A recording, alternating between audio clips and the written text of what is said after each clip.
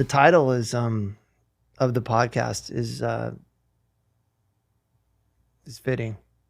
Well, I mean, that's exactly the reason why I asked you to be on the show, first of all, because out of all the people that I could possibly think of that, number one, isn't done yet and knows how to overcome obstacles that are unimaginable. And I don't even know. People. I don't even know if I do know how to overcome it. It's just like you either. But you already have, though. You're sitting there right now. You sitting right here as you overcoming them. But would you have not overcome? Would you have not overcome with the help of your wife and family and kids? You wouldn't lay over and die. By the way, are we fucking going? Well, yeah, we're going right now. Would you lay over and die? You wouldn't because I don't know. I don't know because I haven't been put in a predicament. You were put in a position because you almost fucking died. Yeah. And thanks for including me in that, by the way, because you were there for me every day in the hospital. And I feel like shit because I never was there for you because you didn't even tell me. Well, yeah, I mean, I don't know why. And I think at the time, I think when you were in the hospital, and we can dig into this pretty deep, but I think when you were in the hospital and probably the same. I think we're not as good as friends as I thought we were. Well, it's funny because, these guys were saying the same thing. And a matter of fact, Nick, who is one of Ryan and I's good friends too, Nick Giordano, he actually got mad at Melissa and started texting Melissa. How could you get mad at Melissa? Like, I can talk to my friend whenever I want to talk to my friend. And, I told Melissa that my cognitive ability at that time was just so out of whack that I couldn't even think straight, right? So it was just like I needed Melissa to respond for me because I was getting inundated left and right with all these calls and text messages from everybody, and I couldn't even barely decipher. A lot of the reason too was because my eyes were so blurry that I could barely read. Yeah. And so when I tried to read what was coming through on the phone, it was blurry and I was getting headaches even worse. So I told Melissa. Hey, well, at least you had a phone. Yeah, that's very true, right? That's very true. It's crazy to be sitting here with both of you guys who have been sat and taken shots and eaten sandwiches with the Grim Reaper himself. And been able to walk away from that. I'll go back to my quote that I tell my daughter, enjoy every sandwich. Yeah. Right. I wrote that on every birthday card, every Christmas card, every time I tell her, I'm like, hey, I love you, right? Enjoy every sandwich. I don't know who I stole that from, but it fits. I think it was Warren Zevon. Well, I love it. To just go back a little bit and give you a proper introduction, this is Scott Booth extraordinaire. And he's a longtime friend of mine. We did a lot of business together, and Scott provided my business with a lot of business over the years, millions of dollars worth of business. We're calculated risk takers. We were always thankful for the business that you and Kim provided to this company because it really helped my business grow in its infancy. So thank you very much for that. No, our pleasure was more than our pleasure, and you came through more than we could ever even imagine. Well, I appreciate you saying that. Yeah. There's no one we whether it's divine intervention or just luck or just however it worked, it was the right. The person that introduced us, it's just crazy how that worked. But it was a fit from the first meeting or the first phone call. I knew that. Because I'm 5 days older than you, right? Which does give me the superior intellectual advantage. But I knew that I said this is my guy, and this guy is going to take our company to the next level, or it's going to make us all very, very comfortable. And I knew that you're the right guy. And I like being around smart people. And like we were talking about earlier, like if you're the smartest person you're in the room, you're in the wrong. If you're the smartest person in the room, you're in the wrong room. That's right. I definitely feel like I am in the right room today. I feel that way. Hell no. Yeah, man. But no, I've been given some crazy advice from many different people. I'll take it, from people that are batshit insane to schizophrenic people to people like you guys who have severely accomplished. But shit. You've had Fuck. some amazing advice here in the last hour that we've been hanging out. Exactly. Show, I mean, so- you've been No, spitting but some pretty good knowledge back you know, on us. So. just to rewind that, I've been given some pretty amazing advice from all different people, all walks of life. And some of the best advice I've ever had is just my dad gave it to me. He said, "Son, do something even if it's wrong. Yeah. Do something even if it's wrong. I love Fail hard Yeah. and fail fast and rapidly." And I learned that if you're in your 40s or mid 40s or 50s and you're a greeter at Walmart, you might have never failed. Yeah. And I'm not disrespecting the guy pushing the cart with the vest on at Target and being a greeter at Walmart and stocking shelves. In no way am I talking down on those person, but there's a chances are that you would ask them if they've ever failed at life and they probably wouldn't raise their hand. that. Right. Yeah. And I think that you have to fail. It's in the eye of the beholder, really, right? Look at you guys. Look at your businesses you've started and your business partners that you've had to come like a phoenix, rise, and look at your bands and the band members that you've gone through. Yeah. It's still you and your brother, the core, right? But and the record labels, and you're just like, you ain't done yet. We ain't done yet, man. Right. And I think that We're so stoked to have you here, man.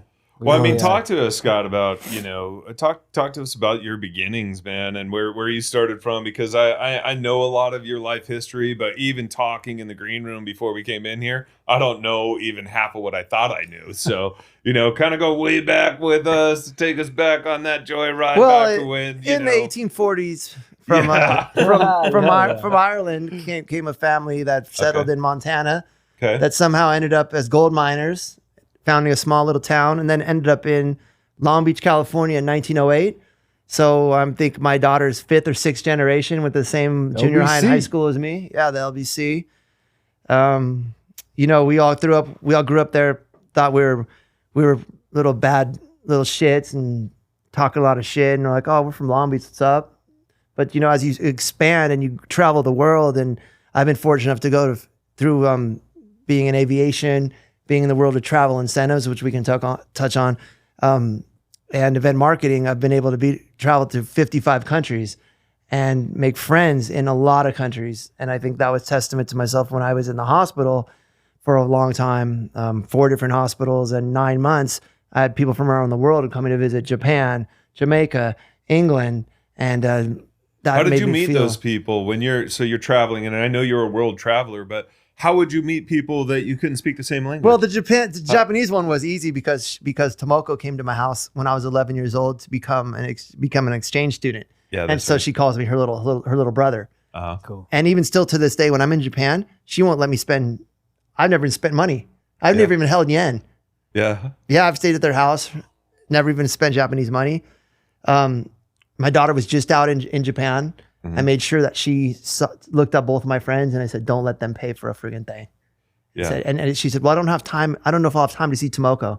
And I said, I don't think you understand how disrespectful that is to our family and to her culture, Yeah. for you to not make that effort. But yeah, we've just kept in touch. And my friends in Jamaica, all from Long Beach, was a Jamaican family.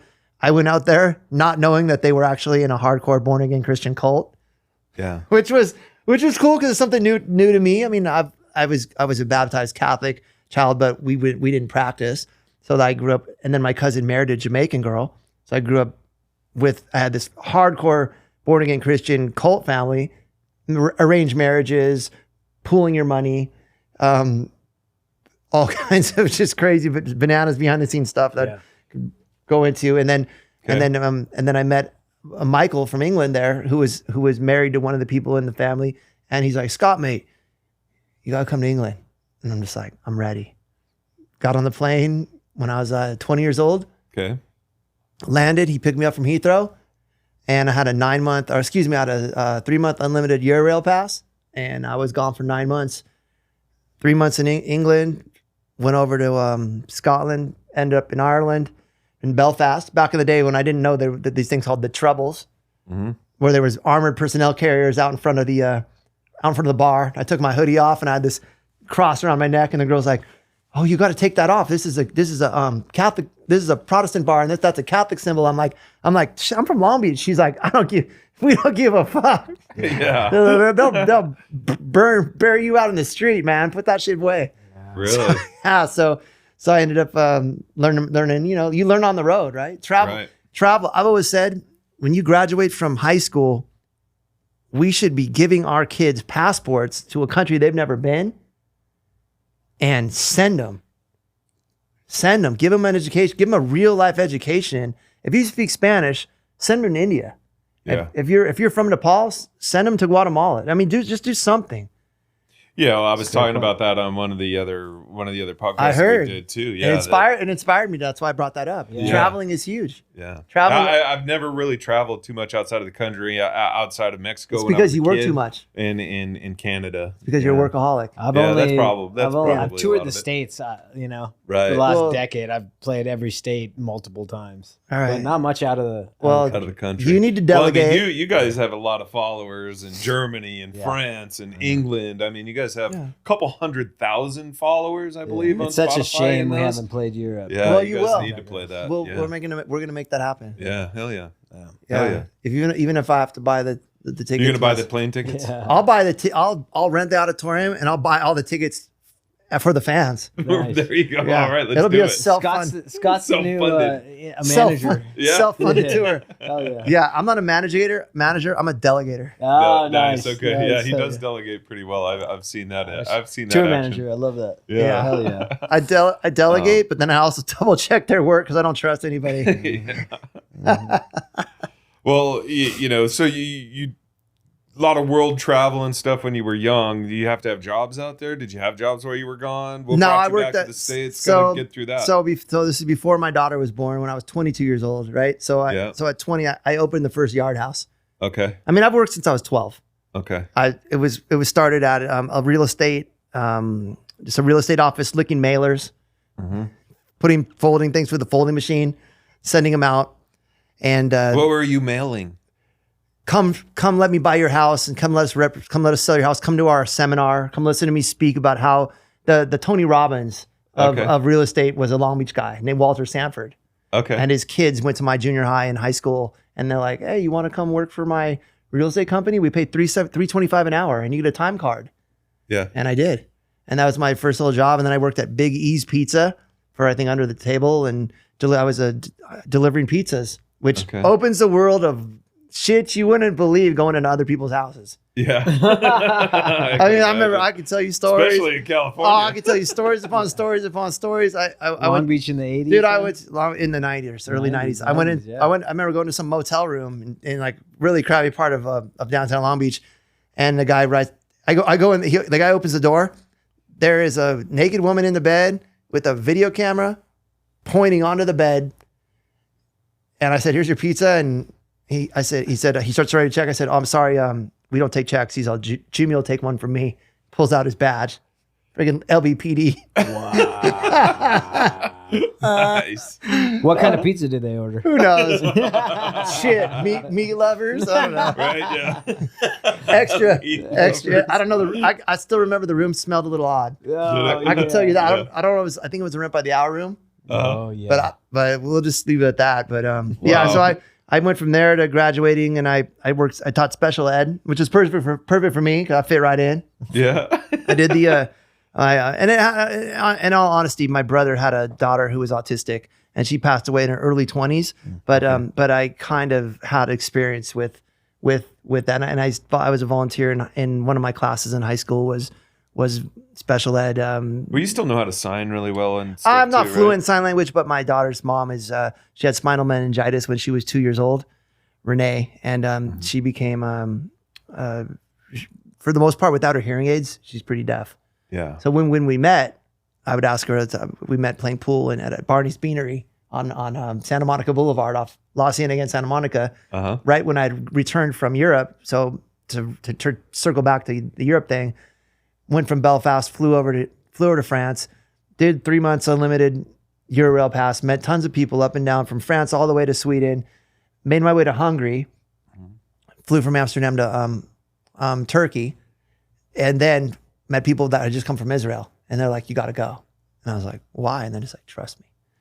Got on a plane, flew to Tel Aviv, didn't like it, got on a bus to Jerusalem. What didn't you like about Tel Aviv? It was like a really crappy, shitty Miami Beach. Oh, okay. I thought it was nothing special. I just Okay. thought like, here's some high rises, here's some cool markets, but nothing special. And So it's kind of considered Tel Aviv then would be kind of considered like that the ritzy area No, of I just Israel or well, no, I don't know. I don't know because I spent so little time there. It wasn't my vibe. Yeah. Right. Like if I wanted, it just felt like a really kind of a low end Miami Beach to me. Okay. High rises and ocean front. I can get that in America. Right. I can get that on the Caribbean. I can get that in south of France. Yeah. But I wanted the real Israel. So I got on a plane, went to Jerusalem, ended up overstaying my visa by like 3 months, I think, and got banned from the country for 5 years From? from Israel. That's what happens. Yeah, no, what happened? That's what happens when you because overstay your visa. overstayed your visa. Okay. Yeah, I met Nice. so many people that Yeah. that can never leave. All right. Yeah, they're there for life. They can't leave because they've overstayed their visa, and it's a big issue. Now, Wow. who knows what's going on? But when I was there, I mean, there What was kept you there? just another world, another culture. Walking back in time, I lived in Old City, Jerusalem, Okay. and now I had Arab friends, I had Israeli friends, I had foreign friends, and I got a job working in a hotel, but. This all comes the money I made working at the Yard House. So I opened the very first Yard House. I was a busboy barback, and in about 10 to 11 months, I saved about $10,000. Okay. Was teaching special ed during the day, playing football at Long Beach City College in the afternoon, working at the Yard House at night. Save, working at home. Yeah, I mean, because my parents were all about, hey, we will help you. You could stay here, but you're gonna have to go to school and you're gonna have to have a job. So my dad always said, you can stay here as long as you want, but your Well, ass is going to have a job. And you know what? I didn't know what to do, and my dad was like, do something even if it's wrong. Well, I was out when I was 16, by the way. So. Nice. Well, my parent, I had a great relationship with my dad and mom. My dad was like, he looked like Ben-Hur. He had these OP shorts that were about this far too short. Nice, and he used yeah. to mow the lawn and with a push mower. Yeah, I think the kids wear the like 18 inchers now. Yeah, but yeah. Back Well, in the no.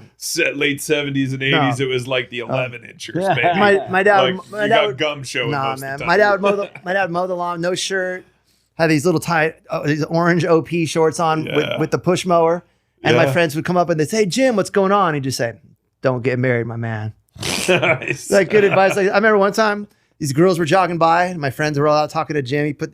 These girls were jogging by. He put the hose between his legs just to hold it, and he just held out his arms like this, and he got high fives going on both sides. And they're like, "Dude, and then my friends were like, "Dude, your dad's a fucking legend." So my dad unfortunately had dementia in the end, and he about the age of 90 years old, it started to come on, and he lived till 97. Yeah. Around Christmas time, just after Christmas, a couple years ago, he passed away. Which was it's Yeah, I like, remember that. do you want to see someone just boom in a car accident, or do you want to watch someone slowly slide?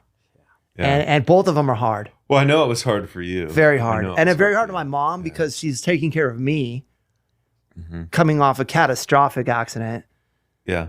And then so I'm in the front room, in what's called the living room, in a hospital bed with a daily nurse care, and then I got my dad in the back. Yeah. With it was a lot. It Yeah. was just highly emotional on the whole family, and I mean you know a lot about what happened to me because you were there. Yeah, And, well, we'll get into that too. I kind of wanted to, just kind of kind of focus back to Catalina and Yeah. kind of go back to when you. I'm when you 22. met, I came back from my. you come back. Yeah, I come you back from Israel. I'm There you 21 go. years old. Yeah. I meet Renee, and I say, "Hey, we're playing pool at Barney's Beanery," and I said, "Hey, it's your shot," and she's just like, "It's your shot," and she's like, "I'm sorry, I'm deaf. I can't hear." And I'm like, "Oh, I'm sorry. I didn't know sign language." And she said, "Yeah, I have to read your lips." And I said, "Oh." She explained her story to me. She's going through divorce, abusive husband, just moved back from Washington, D.C. She older than you or younger? She's a couple years older. Okay. Yeah. Okay. Which is the opposite because usually I Yeah. like the younger ones, but yeah. Yeah. Who knows? Who knows with you? It's a lucky guess, huh? I'm a calculated risk taker. Yeah. Yeah. Hence the pilot. Yeah. I learned that when I was in Brazil once. I asked this guy who had flown around the world in a glider, single engine glider. And I said, you flew around the world in a single engine glider through typhoons, through Siberia, through all these things. And I said, are you insane? He said, no, I'm a calculated risk taker. Love that. That's awesome. You know, so I started using that line about, dude, I go, don't even want to go there. I was talking to my friend. I was like, yeah, you met this girl, huh? I said, how'd that go? He's like, yeah, had a good time. I said, use a condom? He's like, hell no, I'm over 40. I said, well, you're a calculated risk taker. Right. So you can apply that term to You A lot of to aspects of life. Yeah. Definitely. Nice. So you we- meet your daughter's we mother. meet Renee, meet the family. One day Did you guys end up tying the knot? Did you ever tie the knot? I've never been married. Okay. Never had the pleasure. Okay. I don't like So being- you were taking your dad's advice. I don't, Yeah. you know what? I'm not opposed to it, and I have been engaged, Uh-huh. and I just have a problem with authority, hence becoming a helicopter pilot, hence owning multiple businesses. I don't like to work for people that I don't respect, and thank God I've had great mentors.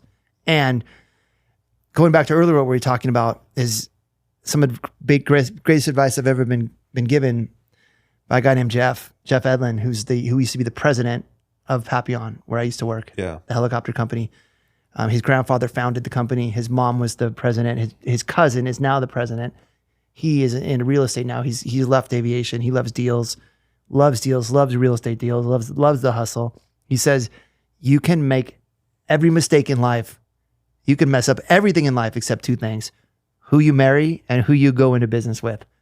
Yeah. And I have been so fortunate because I've gone into business with three of the best people in my life ever, and I've never been married. Nice. What happens when you go into business with somebody who didn't marry the right person? Well, I mean, I think what Scott was saying is that you got to be careful of who Yeah. you go into business with, Totally. right? That's too- You know, It's but trust. yeah, you can definitely have business partners that their better halves are always trying to be involved in the business. Yeah. And you're trying to focus on what the business is. You can't. The outsider is hard to deal with, right? You know, it's like I remember. that's a tough. I remember tough thing. having that conversation with my business partner Kim in Drive Production about when I was going to get married. She didn't want my fiance to have any say so in our business. So, for example, if something happened to me, we had to have our will and trust and everything updated so that the business did not go. My portion, my 50% or my 30%, Right. went to my former. Yeah. So one of the things that you do with that too is, you can sign contracts and you can get insurance, right? So insurance, let's say that Scott and I are in business, we're both married, and let's just say I die in that business. Well, that insurance policy can cover the loss of that person, and also buys the ownership out so that the wife can't come in Yeah. and take over the business. Right. So there's a lot of legal things that you can do that, and most companies are set up that way. When I had business partners in this business in the past, we did have those Pieces in documents set place. up. Yeah. Yeah. I think that's just great. I think that's just great. That's great advice, though. Yeah. Honestly, think of those two things.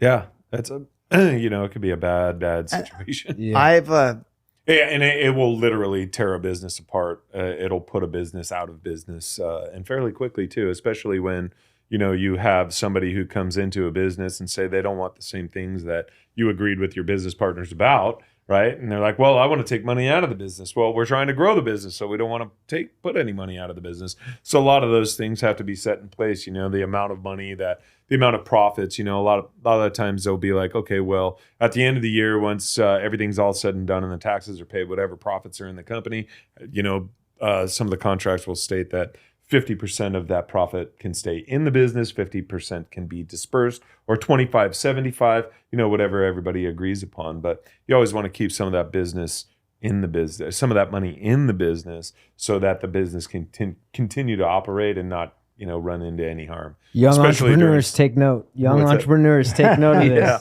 You guys Yeah. are getting nuggets of wisdom from two very smart businessmen right now. See how I'm not speaking. No one ever accused me of being smart. I just think you should have a vision and be relentless. And when I had my daughter at still a senior, almost to graduate at Cal State Dominguez Hills in the audio engineering program, which basically meant dick. Yeah. No, basically, here's your degree from Cal State Dominguez Hills. Good luck, go find a job. In your $150,000 loan that you have to pay. Actually, off you know what? $995 a semester was That's not what bad. I paid in from 1998 to 2000, because I did 2 years at Long Beach City College, general eds. I think it was like $13 a credit, which is unheard of now. Yeah. And then I think my whole degree cost less than $5,000 for Yeah, everything. I think my when I was going to college, I think it was $51 a credit. Yeah. And it's 3 credits. I mean, per I've never class, used- so $150 a I've never class used back my then. degree. I've never Yeah. used my degree. I got a job. I right when I got a job, Renee's mom was Catalina's mom, Renee, was pregnant, and long story short, we were living together. She kind of came home one day and she said, "Hey, I decided to join this church, and I want to my future wants to be. I want to go this direction. I want to become a deacon. I really like to be this to be my future. And if we're not married, we can't live together." And I was talking to my dad. My dad says, "Well, son, you don't have to marry her." Yeah. Typical dad, right? Sure. So she moved in with my mom, and we kind of just co-parented for the last. My daughter turned 25 a couple of days ago. Her birthday was 7/8/99. I believe today's what, the 10th. Yeah. So Yeah. 2 days 2 days ago ago. she just turned 25. Happy birthday. Yeah, to her. there you go, Yeah, Kat. happy birthday, Yeah, happy Catalina. There you go, Kat. It's been a while. Yeah. So she had she has a boyfriend. His name's Chad. We love Chad. Awesome. I always tell Chad, I said, Catalina, be nice to Chad. I always say also, if you guys You tell Chad not to get married? I do. No, I said, just don't think what you're getting yourself into. Okay. But I always say, Catalina, be nice to Chad, and enjoy your life, have fun, just have fun. Yeah. I think we all forget as Americans, we're such workaholics, and I think we forget to have fun, because work should be fun. It really should. And I think a lot of people say I'm a workaholic, and I think I consider myself to be one, but I have fun doing it. Even this is, quote unquote work. There's a lot of stuff to do to get prepped and ready for, an hour and a half or 2 hour podcast. Right. But, I love doing it every time. I well, know your you time do is the too, most invaluable right? thing. So time is the most invaluable. What is most important? What can you never get back? Yeah. It's your time. Yeah. And that's what you guys are donating your time here. For anyone that listens to what the guests you bring on have to say, you guys have put a tremendous amount of financials into this equipment, but it's your time that you're not currently with your lady friend.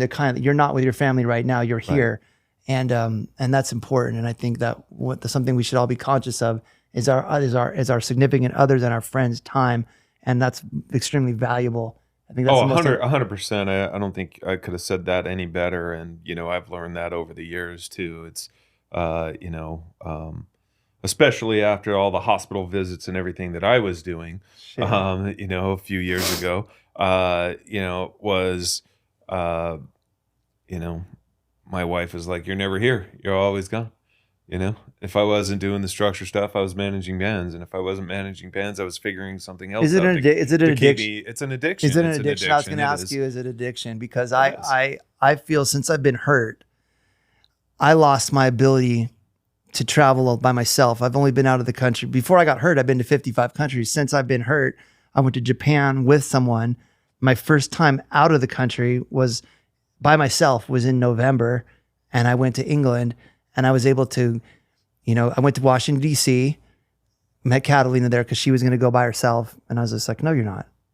Yeah, No, you're I not. think I remember. No, you you're saying not. you're I said, flying out there, yeah. I said, I'm going there. I called my friend who owns a bodyguard company, security company. We had 2 bodyguards. I think you texted me at like 2:30 in the morning, and you're like, "Dude, I'm in Washington D.C. right now." Yeah, we had. I'm like, "Isn't it like 2:30 in the morning right now?" We were staying at the Fairmont. She was going to stay at some piece of crap hotel in the hood in DC. That's scary. And no, the DC's crazy. Look at the crime level in DC. And I said, no, Yeah. you're not. I said, Yeah. no, you're not. Write up an itinerary. I'll pay for it. Yeah. You pay for it. You order all the Ubers and everything. I had an armed bodyguard with us at all times who helped me push the wheelchair, pushed us up hills, took care, and it felt great because we ate at the best restaurants and we felt safe and secure. Yeah. And we were able to go everywhere we wanted at night, during the day, and it was a great trip. And it was a trip that I did when I was about her age or younger. Yeah. And I think everyone should go to the Capitol. Everyone needs to go and take those tours and really figure out what our country's about and see the Declaration of Independence and all these articles of. It's important. And like it goes back to what I said earlier. We don't do a good enough job of educating our children, and that's a whole other conversation, right? Yeah. But as your daughter is being teachers, and I'm sure they're going to put their all into it. Yeah, they do. They will. Yep. And hopefully they don't get burnt out. Yeah. And I have a lot of friends. Like one of my friends just quit. He's like, I can't. LA Unified. I can't. He's like, I can't do it anymore. The kids don't give a shit. I am just breaking myself for these kids, and without mom and dad in the home, which I can go on for days on that topic. Right. When we make it easy for mom and dad to not be in the house, we don't push the children to do better with their homework. And why aren't we seeing more surgeons that look like you, or more pilots that look like Kobe Bryant, right? Why aren't we seeing more diversity in these higher up areas? It's because who's going into the schools telling the kids that they can do this? Yeah. And so let's just circle back because I can go off and on. But yes, I was 22 years old. Catalina's born. I have no money. I just graduated. What am I going to do? I'm working as a bartender at an Italian restaurant in Long Beach in Belmont Shore. I'm sending out resume after resume after resume, just getting. What are you sending out resumes for? What do you want to be? Like you're bartending, you're bar backing, you're doing all this shit. It's the entry level marketing positions. It's entry level audio engineering program, internships, everything. And I would get rejection letters mailed to my house, and I would tape them up. I would take them out of the envelope, and I would tape them to the wall, or I'd get them emailed, I'd print them out, and I'd tape. And pretty soon, the entire back of my door was covered in rejection letters. Then the entire sliding glass mirror was covered. Then the entire of this side was covered. Damn. And it just kept happening. Why were you getting rejected? I had no experience. I had no experience. Nothing. All I had was I had a college degree from a bullshit school that nobody cared about, with no connections. And I got it's all about good old fashioned nepotism, where my dad knew some people because my dad was a very famous guy in the travel incentive business, and he said, "Hey, I'm been asked to go work at a company called Ambassadors Performance Group in Newport Beach. They need marketing interns. It's assistant marketing event coordinator. It pays like $31,500." And I was just like, "Oh my God, that's rich." 31,005. Well, back 24 years old or 23 years old. Back in 2000, or when was that? This was early 2000s. Yeah, and I was mean, like, that's some good money back then. Oh my God, my apartment I had a 2-bedroom, 2-bathroom apartment for $750. A couple blocks from the beach in Long Beach. I was a millionaire. Yeah. 31.5. I was a millionaire. I was maxing my 401k. Yeah. I've always lived very well below my means, as you know. But I like to be generous. I like to spend money. I like to have fun. But I plan for the worst case scenario. I plan that my client will disappear tomorrow. Yeah. And I've had business partners who plan the opposite. Yeah. Who spend literally everything that comes in because they think the train's always going to be on the track. Right. And I don't think the train's going to be on the track. Yeah, you got to. But I'm not a pessimist. You got to carry an umbrella even when it's sunny. Sure. I am not glass empty, half empty. Yeah. But let's talk about the elephant. We should talk about why you probably asked me to come here in the first place, not just because I'm an entrepreneur and I don't do well with authority and I'm an animal and you can't cage me and all these things, but like why did I survive a fatal helicopter crash 3 months after I was at Mount Everest, right? Why was that at Mount Everest? Well, I mean, let's just go back in the timeline then, right? So let's go to Mount Everest. How far? Okay, so how did you decide to go to Mount Everest? First of all, I watched the movie Everest. You watched the movie. I watched the movie Everest, and I said, "I want to fucking going. I'm fucking going. Damn. Yeah, I'm fucking going." And I as soon as we're done with this Adobe conference, I'm going. I reached out to my friend. I said, dude, have you watched that movie? They said, no. I said, first of all, you need to watch the movie right now. Then a couple of days later, I got an email or a call, and I said, hey, we want to do a destination wedding. We're coming too. And I said, cool. Let's find the right guide, plan it out. So she's a planner. She found the right. Shout out to Ian Taylor Trekking. Okay. Best in the game. Best in the game. One of the guys who climbed Everest under 30, Irishman, married an American woman out of Colorado. They run tours all over the world. Machu Picchu. I think I watched a documentary that he's in. He might be Ian Taylor. Ian Taylor Trekking. He's fantastic. His groups they have the best success level because they do the most climatizing. Cost a little bit more, but instead of just rushing you up from you start at stage 1, then go to stage 2. Stay for a couple days. Right. They climatize you way better than everyone else. Now, we didn't go to the top, and I'm not going to spend $100,000 and risk my life. So it would have cost $100,000 to go to the top. Right. We just spent a couple $1,000s. Who gets the $100,000? Who are you paying the $100,000? It mostly goes to the guiding company, and then there's a big fat fee that goes to the country of Nepal. Okay. Right. But they just don't let anybody do that at all. Right. So I mean, it's you got to base camp 3? No. We just went to base camp. Okay. So the base camp is base. Then there's camp 1. So it's base camp. Then you climb up through the ice falls. Then that's camp 1. Yep. And that you do a lot of climatizing. Then camp 2, and then down. Then so we would stay at 14,000, and that day we would climb up to 16 and then back down. Okay. And then we'd stay there like 3 days. Mm-hmm. And so on, right? So our trip took, I think, 19 days up and 2 days down. Okay.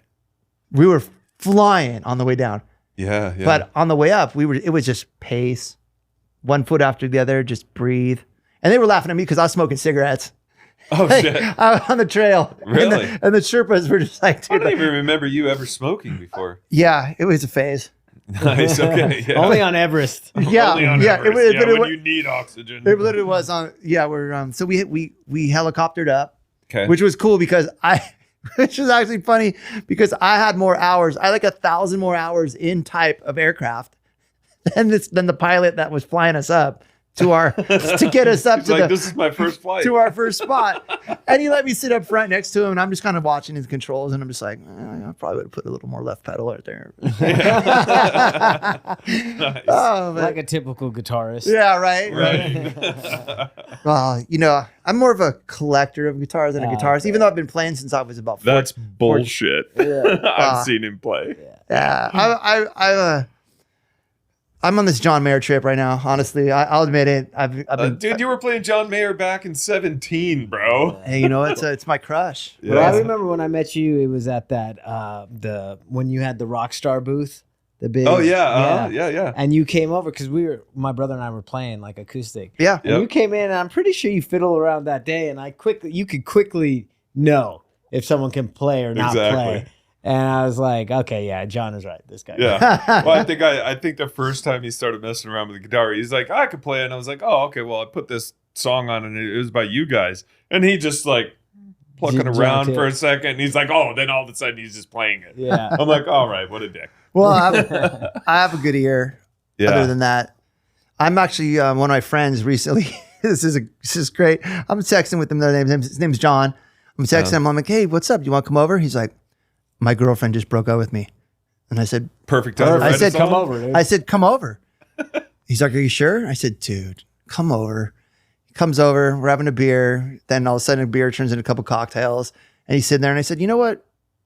Where are you staying? He's like, well, I've been staying at my mom's for a couple of days. And I said, well, the last guy who was at Mount Everest with me, who had just had a destination wedding, 5 years ago, he just got divorced. And he was staying He's in room number 2. And he was staying here, and now he's in Idaho, and he's going to be living at my house in Las Vegas soon. Why don't you just stay here? I don't even want you to pay anything right now. I just want you. You have a master's in music composition and theory from NYU, dude. Teach your students on my baby grand. Yeah, you got the baby grand sitting right there. You got the guitars I got all hanging 60 guitars on the wall. Have your students come over, charge them a couple extra so they can grab a 76 Les Paul custom, like upsell. And he's just like he's the smartest dumb guy I know, and I'll tell him that all the time. And I just say I love you, but the reason why you're having trouble in your relationships is because the women consistently make a shit ton more money than you, and they want someone to contribute, and you gotta have a hustle, and I think that's one thing that didn't kill me in my accident, right? If you want to go there. So we're talking about, you were saying going up Everest and critiquing the helicopter pilot. So you essentially you were already in the process of becoming a helicopter. Oh no, I've been flying in the canyon for 5 years before that. Oh, okay. Yeah. Oh yeah. I got hurt 3 months after my accident. Okay. So the whole people would say, "Oh, you should write a book," and I said, first of all, I'm not that interesting, but if I did write a book, it would be from the top of the world to bleeding out in the bottom of the Grand Canyon in 3 months. Yeah. Because that's literally what happened to me. So you left. So you leave. You leave Mount Everest, right? You go back to California, back to LBC, right? And because I remember you used to come into town all the time. You'd be back and forth in and out. Right, of town because in I Vegas, flew. right? I flew for Papillon part time, which means I didn't have a full time schedule. When I started there, I was week on, week off, which means I needed to be. And you'd pick up time too, right? Sure, but I ended up going part time, which they really wanted me to come in 4 to 7 days a month. Yeah. So I'm able to use that free time to be successful with our event marketing company, which you and I worked a lot together with. Yeah. But also, we're on the flight reciprocals program. So with my flight badge, I'm able to book myself on standby around the world. So if I don't have somewhere to be, like if I don't have to be on that flight on that time, what do I care about sitting at LAX? Being here in Las Vegas, we have the best airport, the Class Bravo airport. Being at LAX, we have a Class Bravo airport, meaning they're open 24/7. The merry-go-round is open 24/7. There's no way I can't get anywhere in the world if I'm not willing to sit there and, and wait. If this flight's full, I'll grab the next one. Yeah. It's just, traveling is different. You just don't travel with a bag. Travel light, travel just a backpack where you can go from gate to gate. And you can book yourself on 3 or 4 different flights. And if that one is oversold, if that one doesn't hit, jump to the next gate, next airline, on you go. And oftentimes, if first class or business class is open, they'll accommodate you because you're in the industry. Okay. Which is awesome if you've been on a flight to Australia, 16 and a half hours in business class, in a curl up cocoon bed. Right. Yeah, that's kind of cozy, actually. I'll have another whiskey soda. Right. Stretch out. Just keep bringing them till I pass the fuck out. Nice. Sooner or later we'll be landing. No, I remember, I landed in Australia once after being 16 and a half hours in first and just watching the people come up from coach looking like zombies. And I'm just like, it's horrible. Sorry. Yeah. I feel bad about you. I promised my girl, I'm like, we're going to travel first class one of these days. Like somewhere like my brother-in-law, that's all he travels is first class. Everywhere he goes is first class. And he has tons of miles, so he doesn't have to worry about it too much. I've never traveled first class. I've never felt like I've had to travel first class. When I look at the price of first class, I'm like, I don't like the price. and I look at that and I'm like, well, it's like $1,000 to $2,000 more to travel. But you haven't been out of the country too. But I'm thinking about like the car part that I could buy for $2,000 that I could put on the Jeep. And that's how your brain works. And just suffer in economy. And that's how our brain works. Our brains are always looking at deals. And when I recently flew to Japan, I flew standby. Yeah. So they gave me my own row because the plane was empty. So my own row was first class Yeah.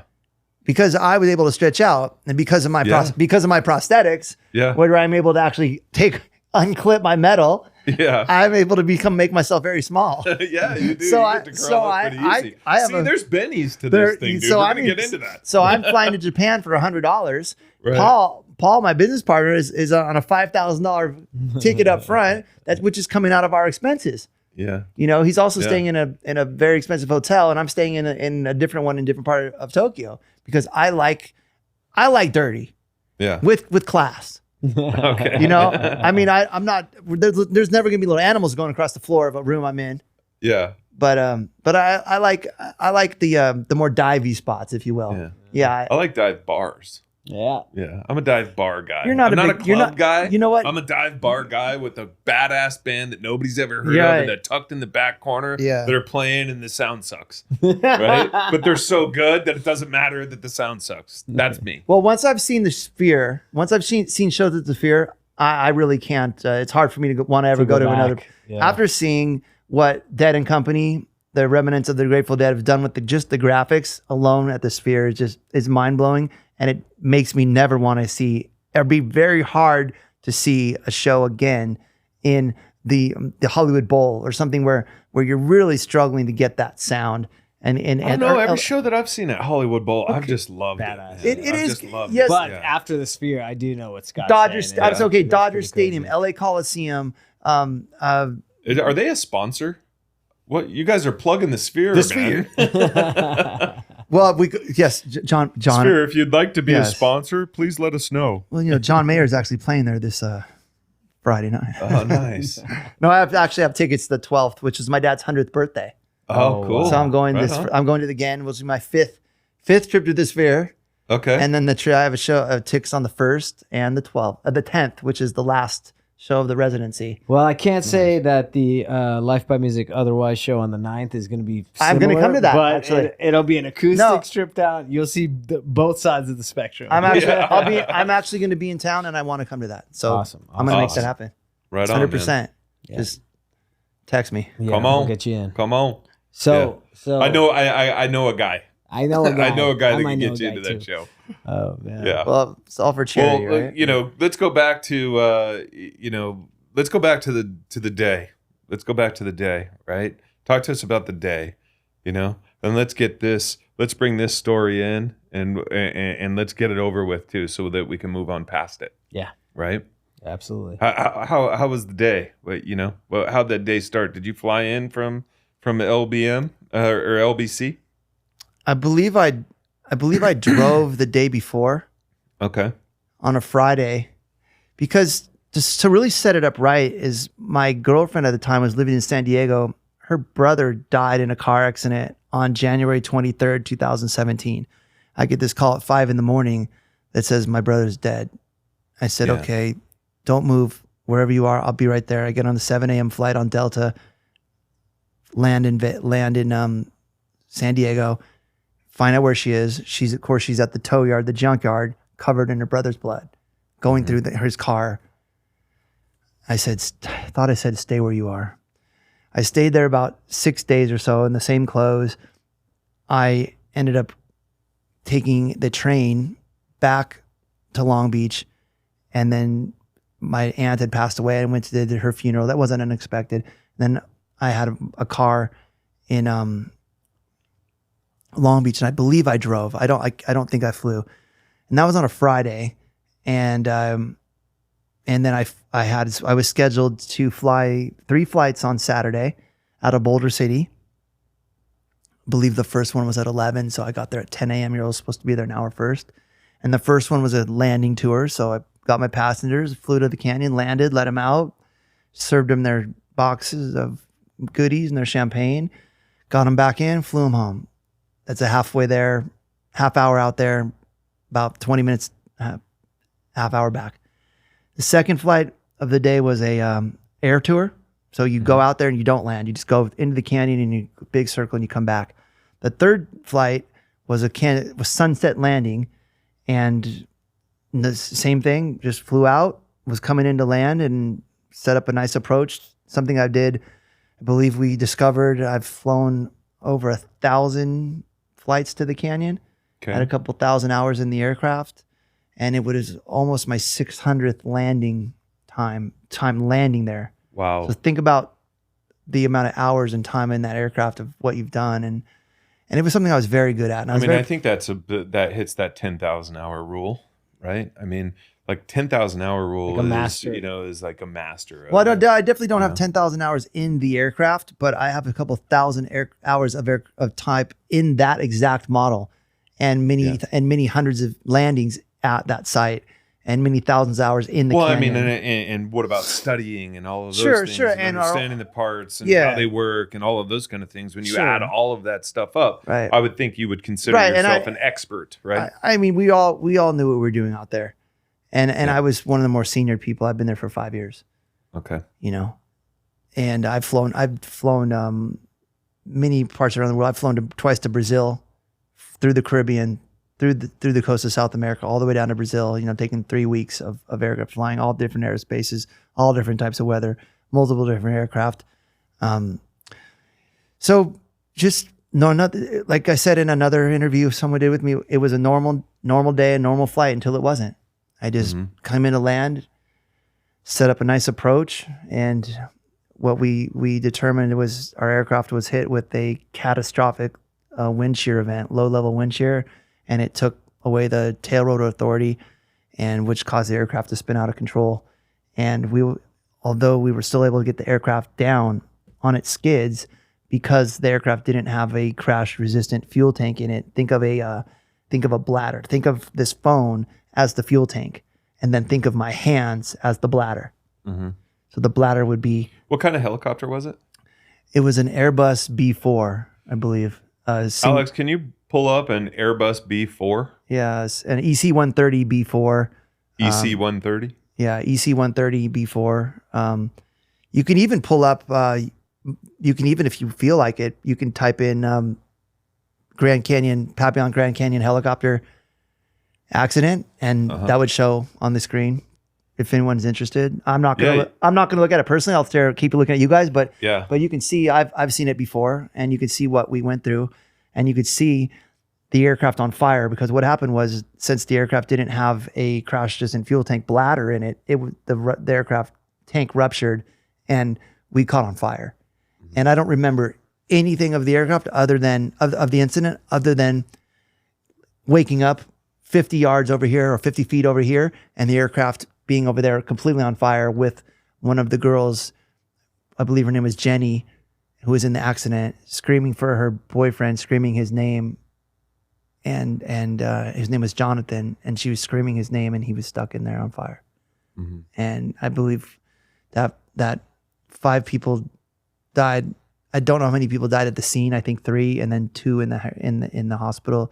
And I was supposed to die in the hospital too. And I know we were down there for about 7 hours, waiting for multiple different EMS, emergency medical service, ambulance, air ambulances to get us, including the Air National Guard out in Nellis.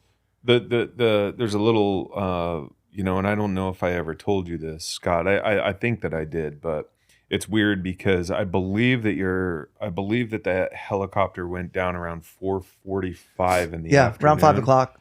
And Ian and I were landing at McCarran at that same time. So it was weird because we're both in the air at the same time, right? We're landing in McCarran as your helicopter. I love that you still call it McCarran, by the way, because that really makes my hair. Well, that makes McCarran. It is. I have talked to a lot of pilots, and it will never be HR. It'll never. It'll never. McCarran for life, baby. Right. But no, I loved my job. I loved what I doing. I loved becoming a helicopter pilot. I loved the ability that we're the boss, right? Because it goes back to starting your own business. If you start your own business, you're taking a massive risk, and that's what my life's always been about. Is I don't want to work. Some advice I got when I was a kid is learn to sell and own your own business. And can I sell? Absolutely not. But can I project manage? Can I follow through? Yes. And Can I own my own business? Yes, because it's very easy to start in America. Thank God we still have one of the best countries where you can start a business with just a couple $100 and a social security number and an employee identification number. And you have a credit card and a bank account. Well, and a little bit of will, right? Yeah. And some Well, great, Yeah. have a vision, be relentless. Like I said earlier, have a vision, be relentless. Don't just fail and fail and fail and fail, but you're eventually, one of those failures is not going to be a failure. Yeah. Yeah. I agree. And you have to have a good support system, and you have to have people believe in you, and you have to have mentors. And I've been so lucky, thank God, to have good mentors. I consider you a mentor in a way, even though you're younger than me. But Only by 5 days. but Jim Murphy from George P. Johnson, great mentor. Lisa Van Rosendale from George P. Johnson and Freeman. Kim Campbell from George P. Johnson and Freeman and Drive Production. Yeah. Just people just believing in me, and when I make mistakes, and just giving me great advice like, slow down, don't chase the money. Don't chase the money. We've talked about that on here too. I listened to it. You know, it's the journey. Take the journey. Take the journey because the journey is exciting. Take care of the clients. Do all of those kind of things. The money comes behind that. You don't even Forget have to think that. about the money. Forget Just that. Focus on taking care of the clients. And what happens when you focus on the journey, and everything else works itself And what out. happens when you reach the journey? You're going. The people like us, we will find a new journey. Oh yeah. There's another peak to climb. Oh yeah. Right? We're not people like us. I'm certain of this, that I will never settle. I will never be done. If I don't have something to do every day, I'm just miserable. Yeah. And just, living in constant pain and misery and things that are in my brain. I have to push harder to get out of that, but having good people around me get out of that. And I think that's what people could take away from listening to me. If they take anything away from what I said today, is just surround yourself with the best people possible. Don't settle. There's no reason to ever settle for anything and for the wrong. Don't settle for the wrong job. Don't settle playing guitar in the wrong band. Yeah. Don't settle hiring the wrong person to work for you just because you need to fill a body, because you're going to end up doing their work anyway and paying them and then resenting them. Yeah. I've run into that. Yeah. And I am not good at firing people. Yeah. I will just do their job Yeah. and then just give them nothing so that I'll just force them to quit. Yeah. But yes, so I wake up over here, and 7 hours later, I guess I'm in the hospital and in a coma for months. Well, kind of to throw just a little bit more context around that. The helicopter was coming up on an approach. There's a landing on top of the Grand Canyon. Down in the bottom by the Colorado River. We were able to land. We lease land from the Hualapai Indians. Mm-hmm. And there's 4 or 5 different companies at the time, all have their designated landing spots. Yeah. And because of my accident, we don't even land at that spot anymore. It's considered too dangerous. Mm-hmm. Well, there is a lot of crosswinds that are happening there, and that's why you were stuck inside the canyon. So just to kind of go back, the helicopter basically falls out of the sky, yes. right? 800 feet down into the canyon. A couple hundred feet. Okay. Yeah. Falls into the canyon, catches fire. Yes. And it takes, because of the high winds that are happening there. And darkness. In darkness, it takes 8-9 hours to get you out. I believe it was 7 hours for the first of us to get out. I might have been first out, and then it just took longer. But the medics who I became friends with later on in life, and one of the questions that still haunts me to this day, Cambria, one of my flight nurses, she says, I often wonder if you resent us for saving your life. Mm-hmm. And that's hard. Mm. That's a lot, right? Yeah, I mean, I don't. Because some days knowing you, I know that you have good days and bad days. I have good days and bad days, but I've had a lot of bad days, and I've had a lot of problems with drugs, and I never had trauma with drugs before I got hurt. Right. I was very happily on a drug testing program, which made it real easy to not do drugs. Right. I mean, if I knew I was going to fly within like a day, I was like, I'm not even going to have a drink because we can't. Even though the legal limit is 8 hours and 0.04, Yeah. it's every company in the world will fire you if you blow 0.01. Yeah. You're not going to lose your certificate. Well, and I know you as the type of person that's not a rule follower, but also follows the rules when you have to follow the rules. I am an habitual line crosser. Yes. And line stepper, to rip that off from the Rick James episode of Dave Chappelle. I am an habitual line stepper, but everything I say and do is for effect and mostly for my amusement.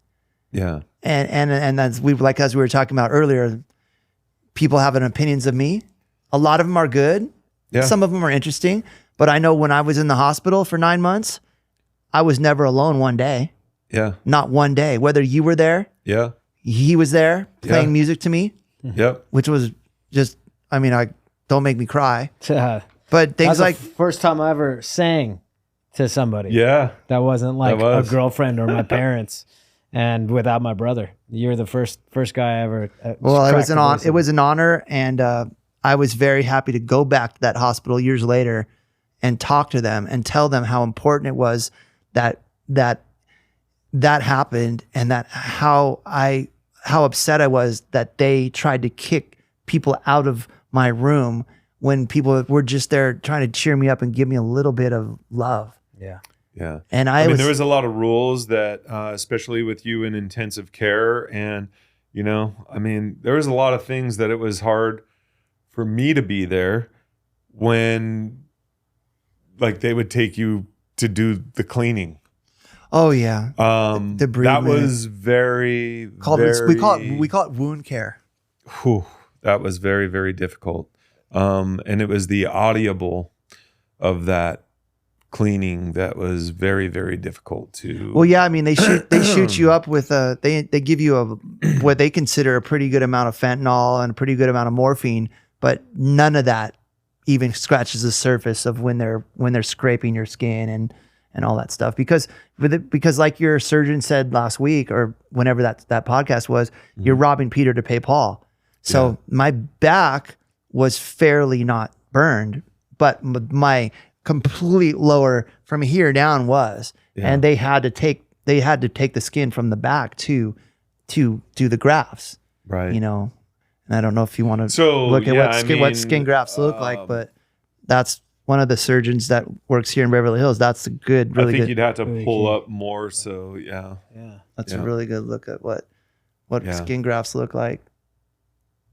Yeah, And you said earlier, for perspective, you were 70%. I was 41 years old and 41 years old and 70% burned, which puts you, any number over 100 gives you pretty much no chance of living. And it's your age and the percentage. Age and percent burned.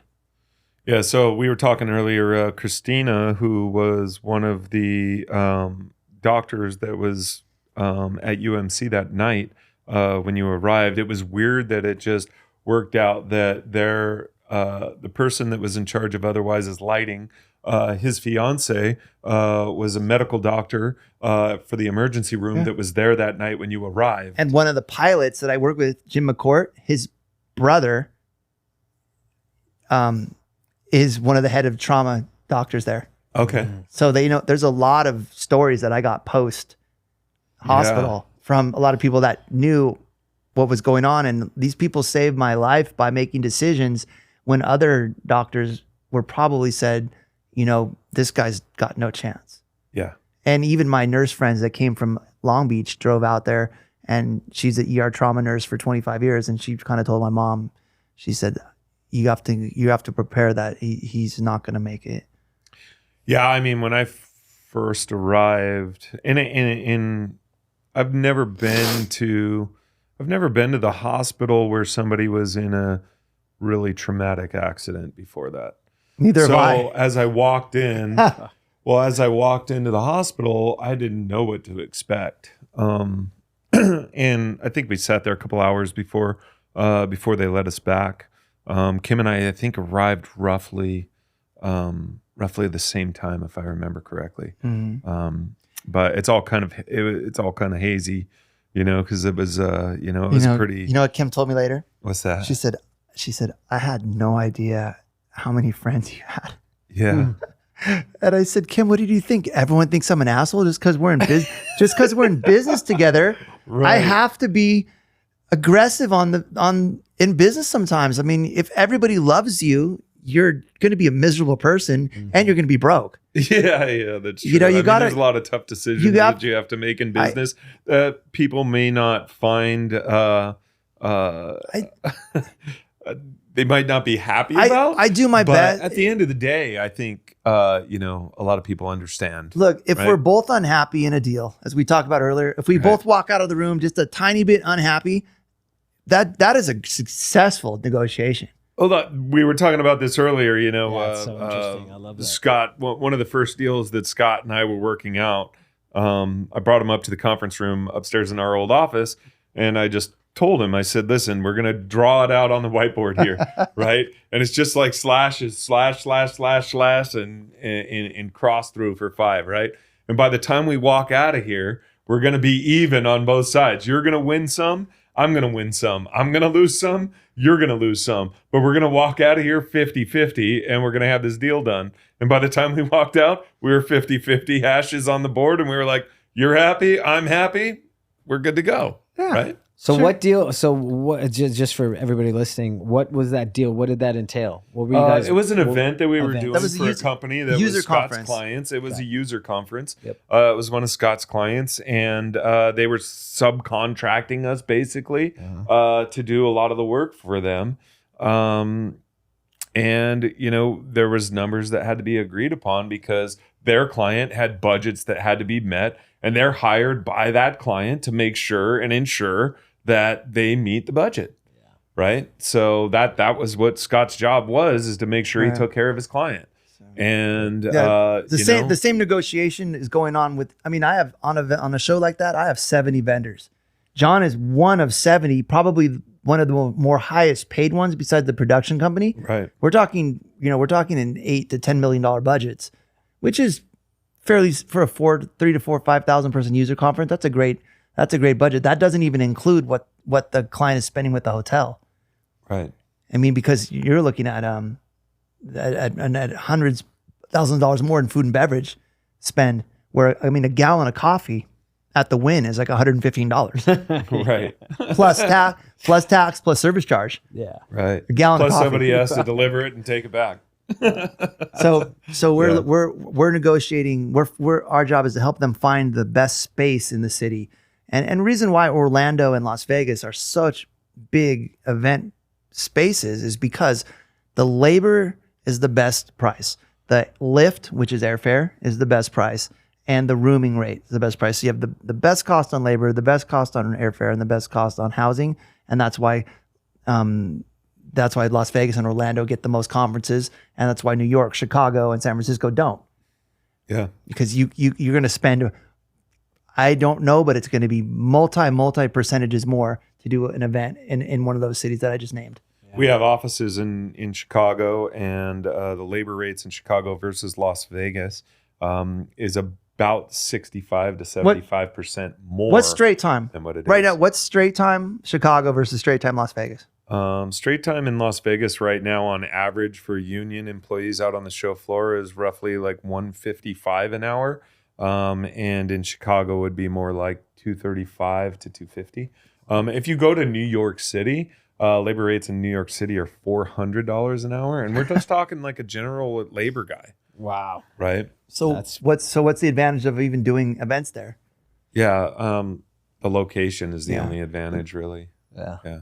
Well, I mean, in Las Vegas, you know, every 5-star restaurant that you can imagine, there are more 5-star restaurants in Las Vegas than anywhere in the world. the best chefs are here in the Right. world. The best chefs have restaurants here in the world. Yeah. Best chefs. Best chefs. Everything's here. I mean, Yeah. there's such advantage to living here. As an entrepreneur, I don't see the reason why you wouldn't want to live in Florida. One of the Texas, Florida, Nevada. There's how many states are there that don't have state income tax? We are where you want to be. If you want to grow a business, nothing's growing faster right now than parts of Texas and Southern Nevada. Yeah. right? Definitely. I mean, and it's all about multiple. Well, I mean, that's why Elon moved Sure. his, and I think it just got approved like last week or something that his business was fully approved to move to Texas now. To Austin, right? I'm all about Yeah, to Austin, multiple revenue streams. Yeah. I mean, I've always since we started Drive Production with Kim in 2012, and I can talk about how that started if you want to. Yeah. It's pretty much a client. We were sitting in Orlando, and a client said, "I love you guys, but I don't love paying the rates that I have to pay to have you two manage our event." And my head, it just went, Ooh. oh, we just got a client. Yeah. I'm like, Kim, I'm on LegalZoom.com right now. Yeah. Business name. What's our name? Drive. She's like, well, I'm Driven. I'm like, Drive Production. Drive. Just, I don't even remember how it happened, but Kim could probably touch on that. All of a sudden, boom, 2 weeks later in the mail, articles of incorporation, tax ID number, the Amex, bank accounts are open. All our clients come with us. All our clients. And we're in business. Yeah. And like I said, I'm the rainy day saver. Yeah. Other people aren't. Well, but I mean, again, that's why your clients love you too, right? Is because you're paying attention to the dollars and cents, right? And that's why they trust you. I treat all our clients. We treat their money. It's like I was talking to my client at Adobe the other day, and I said, Kate, I said full disclosure, I own a bunch of Adobe stock. I will not be wasting your money. Because wasting your money is just like wasting mine. But that being said, my job is to get you guys the best deal at the best rate. And that's why on these events I have 70 vendors, 70 plus, 30 contractors that work for us. And I got to negotiate with each one of these what their hourly rate, what their day rate is. And I talked to John Moore, but I'm talking to the production company. There's $1 million check that needs to get written to the production company. And those guys and their labor call is ridiculous. And the transportation company. So those are I think my vendors have become my friends over the years because they're our partners. Yeah. Right. And then well, they help you. They make you successful. They are and that's why the companies, the Adobes in them that are doing the user conferences have their in-house people, but they don't have the time to go and go out and have all these relationships with all these vendors and hire all these bands and negotiate with. They want a keynote speaker. They want Magic Johnson. Yeah, could they find where he's repped? Sure. Are they going to get the deal? Because I already know what his fee is. I already know what his private jet buyout is. I know whose bodyguards are. I know all that. I know exactly what we paid for him 4 different times, and they're going to get hit. They'll get hit at $250,000. I know it's 120. Right. And I could probably get it for less. I know Gary V flies on Southwest. Mm-hmm. You know, and I know, so it's just 20. I've been doing this. I'm 47. Been doing this. That's weird. I'm 47. November? Yeah. So I've been doing this since I was 22 or 23 years old. Started off in the travel incentive business, and then went to like a graphic design company, and then somehow found my way into George P. Johnson, which was at the time the largest trade show builder. Everything you saw on the trade show floor at an automotive was built by George P. Johnson. Yeah. And I mean, they still are one of the largest. They are one of the largest, but a lot of people have learned the GPJ way and have left, and now Zarnowski and other companies have bitten into those automotives and taken.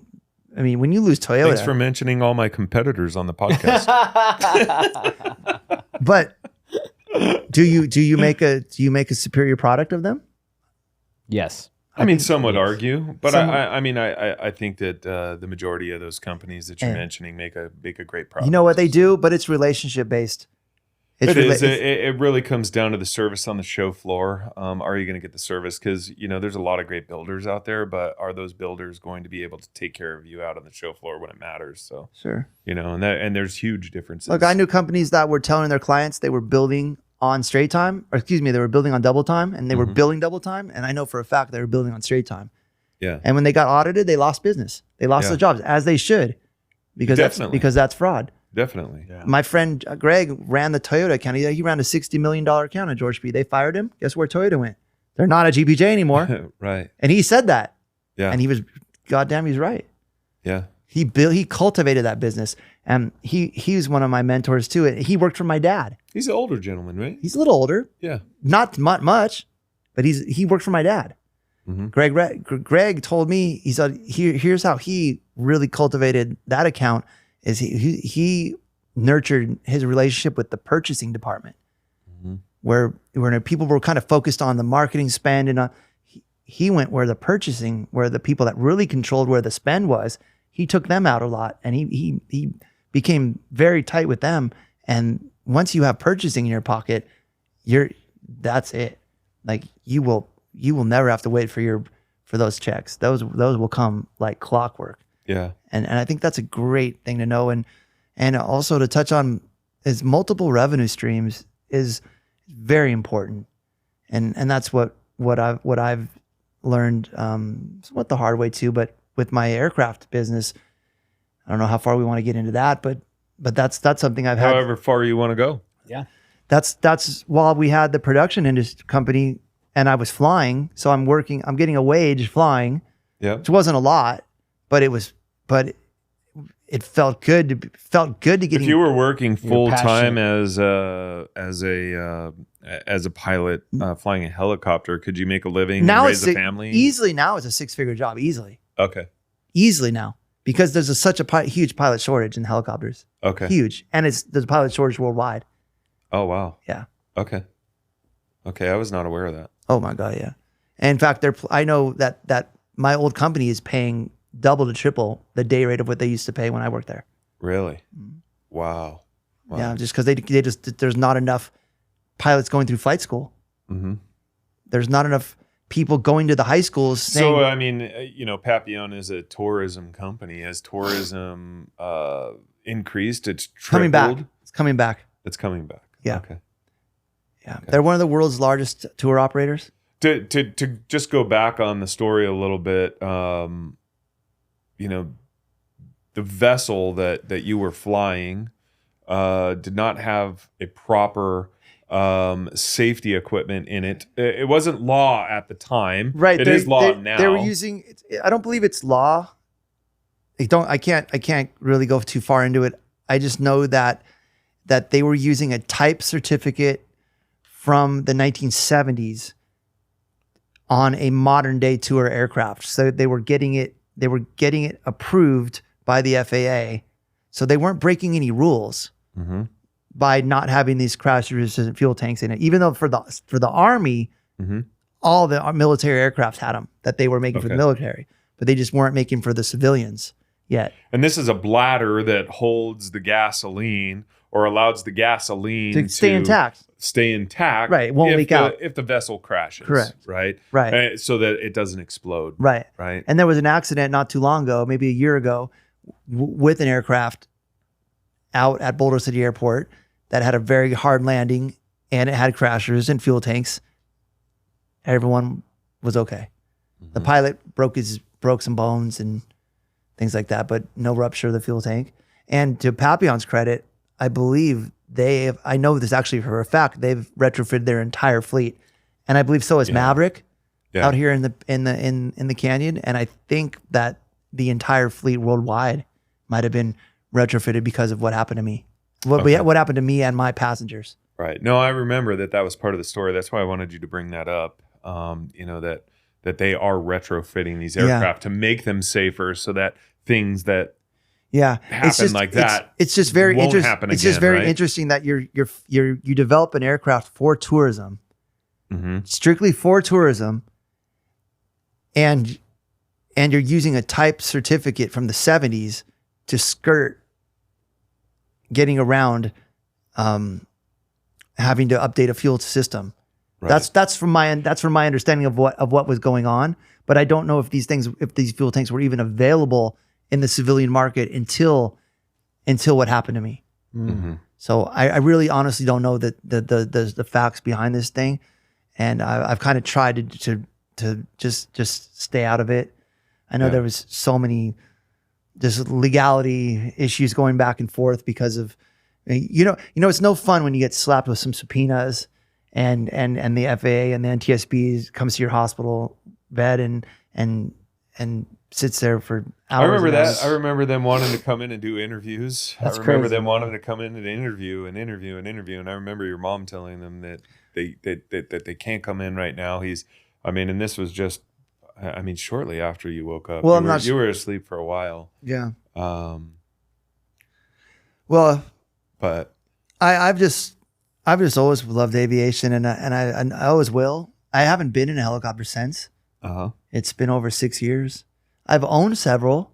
We write letters of intent to buy them all the time because I enjoy buying and selling them of all different types of all over the world, and get a lot of rejection letters.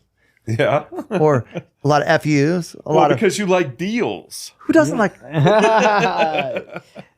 Scott likes the art of the deal. Yeah. Great book. Nice. Oh, but deals are fun. If you wake up in the morning and what's wrong with the, like we said, if everyone's happy, that's not a deal. If someone's always there's got to be some push and pull, give and take. A deal's a relationship. Yeah. And it's got to be a long-term relationship. I have the friends I've made through this industry are lifelong. The camaraderie that we have from the show floor and flying are lifelong. It's very similar to what you do. Yeah. The tours that you've been on. I was just thinking that. I'm Yeah, like, man, sounding like the show floor and that excitement. It's like when you've done like a tour with somebody. You don't want it to end. Yeah. And then it does end and you miss them. Yeah. But you want to do it again. Yeah. It's true. Yeah.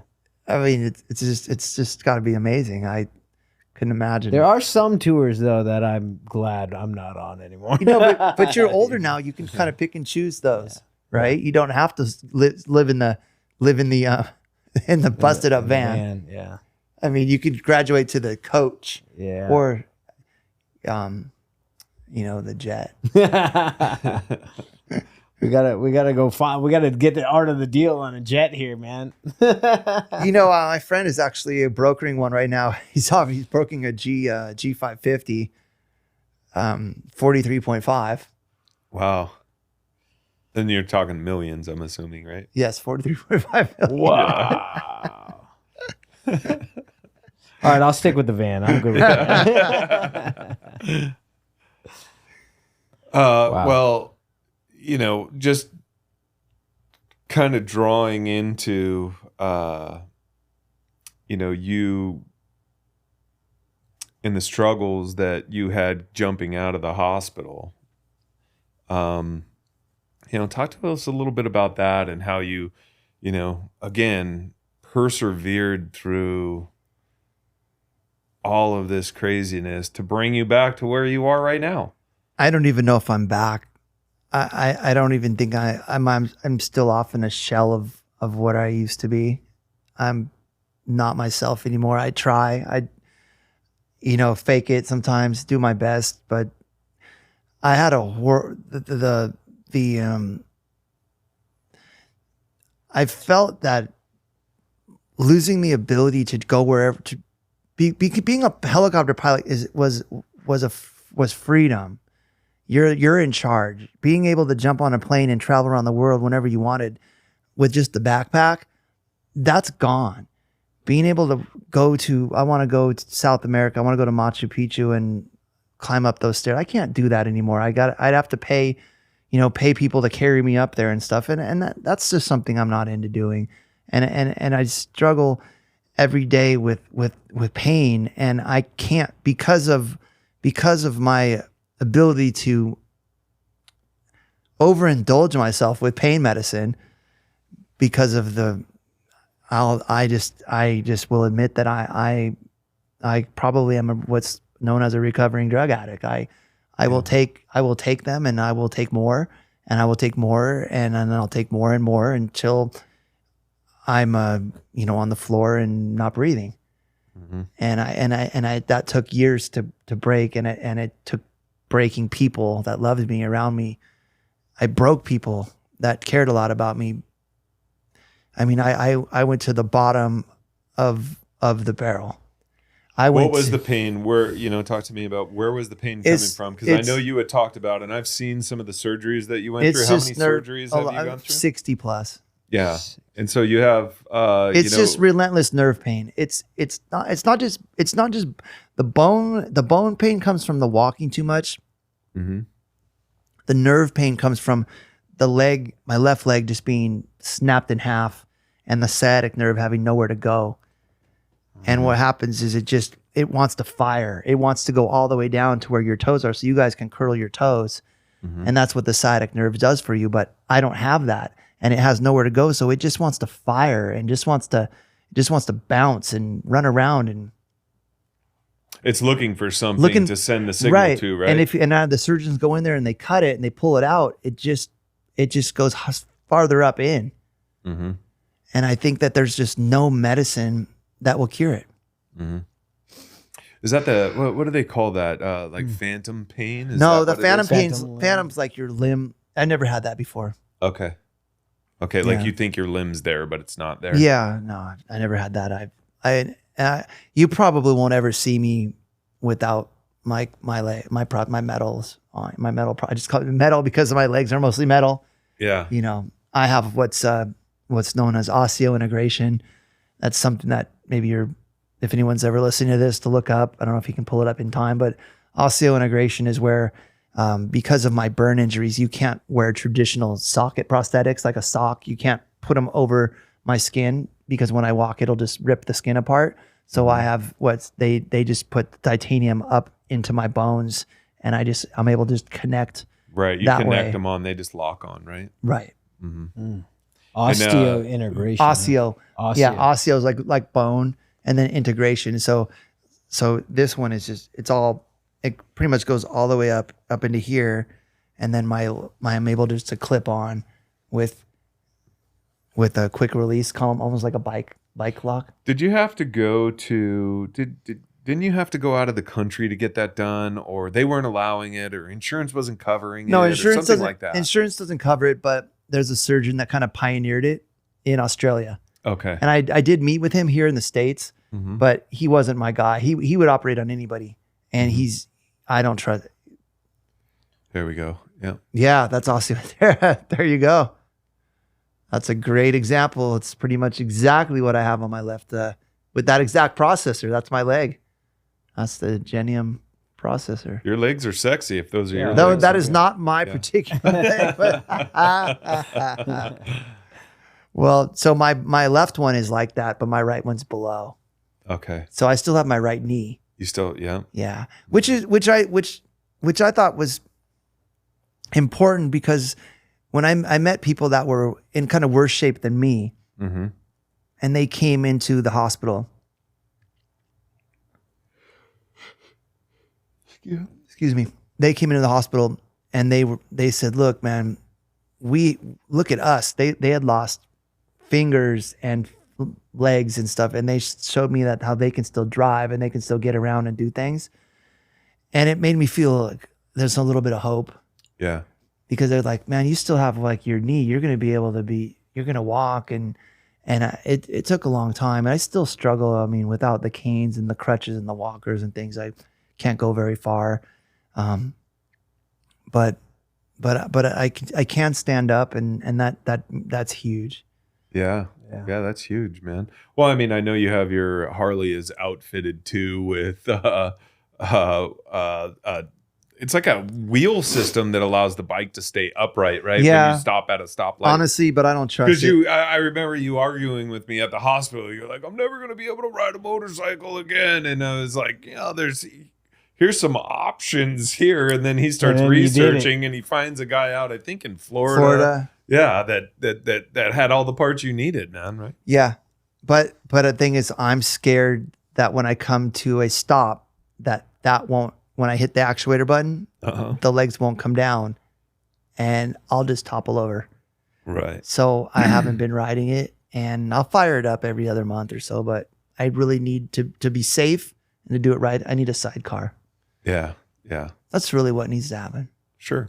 Well, even, what are those other types of trikes? That ain't like gonna happen. Yeah, those no aren't trike cool. for you, huh? Oh man. No trike for you. then it can happen. Yeah. Scott, you have been the epitome of guest for us today. So thank you for sharing that. That's the craziest story that I've ever heard, honestly, man. Like your perseverance through it all. And I can't fathom what you've been through and what you're still going through. But I do have to say thank you for being here and rocking out with us and, telling us the story, because I know there's this conversation is in its infancy, but we're already getting messages from fans of the band saying, hey, thank you for talking. I needed it at this time. I just sent you the screenshot of the one lady from Colorado, not sure who she is. And she said, your guys' conversation came to me at a time, and it reminds me that I ain't done yet. Yeah. And just talking to you now, I'm like inspired. Even before we started the conversation, and you said enjoy the sandwich. Yeah. I'm like, man, I need that reminder. Yeah, we all do, and we have to remember we're not alone. We get in our own heads too much. Yeah. Yeah. And we think we're alone, but people really do care, and you can give back by caring less, just by listening more and talking less. Just a lot of stuff I didn't do before, right? A lot of stuff I was maybe too crass or didn't give a shit as much, but now I tried harder to listen and to care, and if I can help, and or in any way, whatever way that means, if it's financially or anything, I like to just, I think it's redemption for me is that's my kind of like my path of being ain't done yet. I think it's redemption for me is what can I do to help someone that's going through. I've been to the hospitals and I visited people that have been hurt very severely like me, and I've sat with them. I've just walked into their room and I've just cried with them because sometimes that's just what they need. Yeah. Yeah. But Definitely. and you coming to my hospital room to play music was just something I'll never forget. So I appreciate that a lot. Absolutely. And all the time that you spent there it's probably cost you a lot of money from not being here. A lot of clients. Didn't cost me anything, man. I brought the office to you. I know. My office was your room for quite a while. I know. And yeah, I spent 4 months here in Vegas and 3 months in Torrance, another couple months in Long Beach, and then I had a problem with my pain medicine that was going to kill me, and I had to get myself help, and I ended up in a hospital in the Valley or the Inland Empire, somewhere in Pomona, I believe it was, in LA, and they took good care of me, and they kind of got me back off all that stuff, and I have to just do my best to stay away from it because every day I want it. Believe me, every day it's a struggle. I want to I want to take the easy way out. And what do you tell? What's the advice for people who are facing the same struggle? How do you get through each one of those? Try days? not to be. Don't go out you're alone. Don't go alone. Don't live by yourself. I mean, if you live by yourself, reach out to everybody, even if you haven't talked to them in a long time. Just start sending massive texts. Start sending emails. Start picking up the phone. Call people that you haven't talked to in forever because they'll take your call. Leave messages. And if you really have to, if you want to put it out there, go on social media. I mean, I'm personally not on Facebook and certain things, but I do have Instagram, but I don't share a lot of things on Instagram. Mostly it's things of me at like the Dodger game or something. I'm still a little shy about what I share because of I'm still not comfortable in my own body. And I'd like to get there. People that know me and come over to my house, they'll see me without my, they'll see me in shorts and stuff like that. But people that don't know me won't, and it takes a long time for me to get there. So I think that just, I guess giving that advice, it's hard because I might not be the person that's living my own advice all the time. Yeah. I mean, That's human, though. I think. Yeah, it is. that's certainly human. You know, so many people have the best advice, and it's a struggle for them to even follow it themselves. But it Yeah. still helps to hear it. I can tell you one thing that I know, that your eyes sparkled and I saw a different light coming out of you when you were able to grab a hold of one again, and that was a guitar. Yeah. I think we're gonna have some guitar dates coming up here soon, Scott. I'm gonna track you down. I'm with a 6-string Well, and you guys hand live again. close to each other. Your Vegas house is close to his house, so he's up by the M, and you're what, probably Southwest. 10 miles yeah, there. Yeah, it's all good. You're by the M? No, I'm a Southwest area, and it's all Durango good, though. Station, I would say. Yeah, right? by Oh, Durango. okay. You're off. Yeah, Yeah. I know what that is. Yeah. Lost a couple of dollars on there on their opening weekend. Nice. So I tend to not visit when I've lost. I kind of write down all the places I've Yeah, lost no, at, yeah. and I just stop going. Yeah. Yeah, but We'll get a guitar jam going, though, man. no, I've always, I got to be honest with you. I've been meaning. I've asked for your information a couple of times from John. JB, what the hell, bro? No, he gave it to me. Oh, Yeah. Scott, what the hell, bro? It was because I wanted to thank you for what you did for me, Oh, for sure. and so thank you again. Yeah, absolutely, brother. I was when John was mentioning that we'd have you, I was like, oh, dude, 100%. Like, let's do it, man. That would be awesome. Yeah, I mean, I wish I had more. I mean, I feel that it's a unique story, but There's no but. There's no but. There bro. is no but. And I mean, this This- is the thing, is that, again, going back to where we started this conversation, is that, when we talk about perseverance and what it takes to get through simple things, and the stuff that you've been through and how you've accomplished. And I know you always try to keep yourself down about that.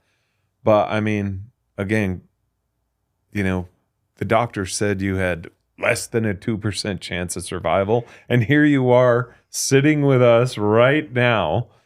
You walked into this room with just the help of a cane and sat yourself down here for this conversation. And that's far beyond what I think I would be capable of had I been given the same situation. And you're not allowed to shake your head about that. Yeah, you're brave, man. Because it's brave. absolutely amazing what you have accomplished here. And it's the reason why we wanted to have you on this podcast, because that's what this podcast is about. Yeah. It's about moving forward to the future. Well, ain't being done yet. some people told me, you can't give up because of your, you have to walk your daughter down the aisle. And I will say that my business partner and best friend, she asked me to walk her down. That's awesome. That is awesome. That is awesome. And you're That here Kim? for it. Yeah. Yeah, that's awesome, man. So you're in. You're in, right? Yeah. You got to get past that. And then once you get past that, it's like we were talking about with business, man. Once you get past that, there's going to be another hurdle that Right. you're ready. You're ready for the next hurdle. Yeah, that's the advice I was trying to circle back to is the journey is the most important. But once you reach that goal, you need another journey immediately, because if you're the type of person that you guys are and the people that are listening to this, you won't be satisfied with hitting a goal. You're going to have 10 more, and you're going to have to keep hitting them until you're dead. Yeah. And you're not done until you're dead. Yeah. Well, it's just, I feel like there's like this confidence and humor to how you go about things with, the helicopter crash but then you also like come back and now you sell helicopters and you found a way to make money and do the things. Well, I've been doing that before I got hurt too, right? So that business, I've been doing that since 2007. Yeah. So actually before the production company, we've been buying and selling aircraft. The first aircraft we bought, I invested $5,000. The last aircraft we bought was a $5 million aircraft. Wow. So that just, And you didn't stop, you we haven't stopped. I mean, we're consistently sending out letters of intent. It's just like the real estate game. You're going to get 1,000 no's and one yes. Yeah. But, we have a great product. We have and I challenge anybody to come up against us, because we don't do it for the money. We do it because we just love what we do. And it's just like you said in your last podcast or with the doctors, if you just follow what you love, and everything will fall into place. It really will. Yeah. It's interesting. I appreciate you talking about, some of the darker side of healing and addiction and stuff.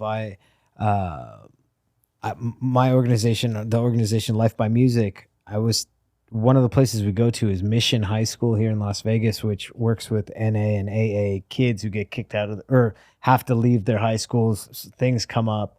And on the second day I was there, one of the kids, he was like, "Are you in recovery too?" And I looked at him and I was like, "Yeah, I am in recovery. I'm recovering from the music industry.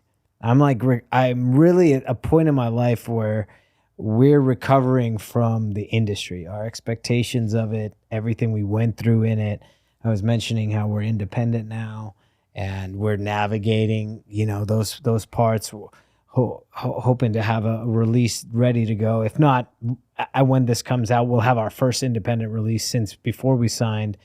But it's inspiring to sit here with you and know all the stuff that you've been through, like to the Grim Reaper's door and back, and you're still pushing. And I understand that it's not, and even you too, JB, like that was how we started this conversation was, you were like, I can't imagine what you went through. And then Scott's like, actually you can, because you were playing ping pong with the Grim Reaper too, man. With everything that happened in 2020 with you, and again, it's like, I sit here in this podcast and I'm thankful that we got the emails from fans that it's changing them and inspiring them. But listening to you is like, it's inspiring me to have the confidence in this new area as a recovering, recording artist. That's great to hear too. But even with me, there's always someone that's worse off than you. Even as catastrophically injured as I am, there are people that are, I've been in rehab with, who can't walk. They're quadriplegics. They're hurting. I was in rehab many times with people that had suffered brain damage from skiing accidents, and they're never going to be able to feed and bathe themselves and stuff.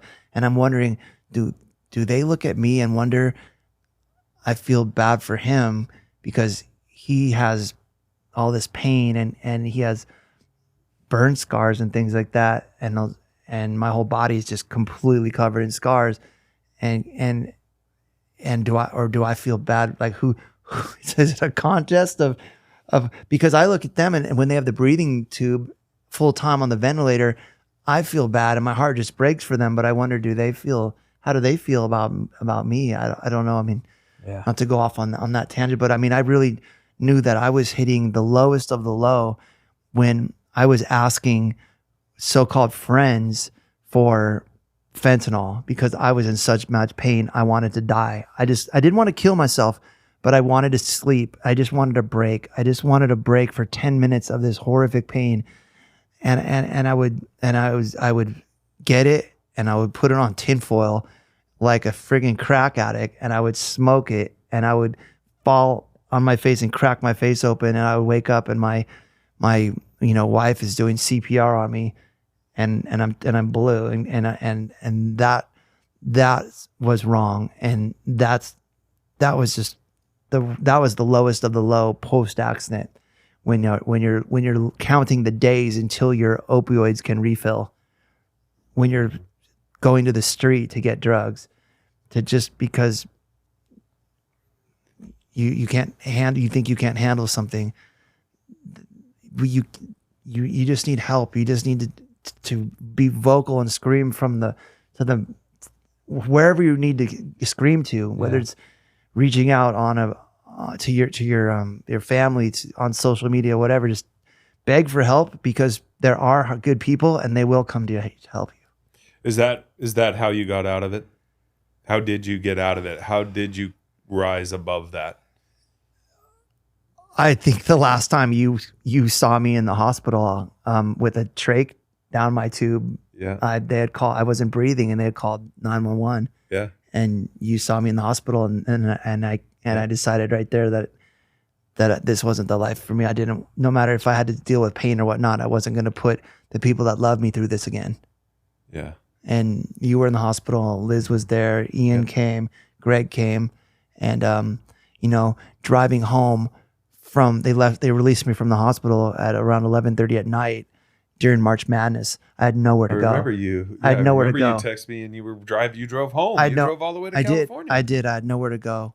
And I couldn't go to Lizzie's. I couldn't go anywhere. I didn't have a house here. I didn't have anywhere to go.